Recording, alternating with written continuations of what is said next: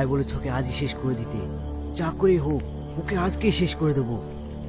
কোনো চিন্তা করিস না, আজই ওর শেষ ঘুম হবে। ঠিক আছে, কাজে লেগে যা।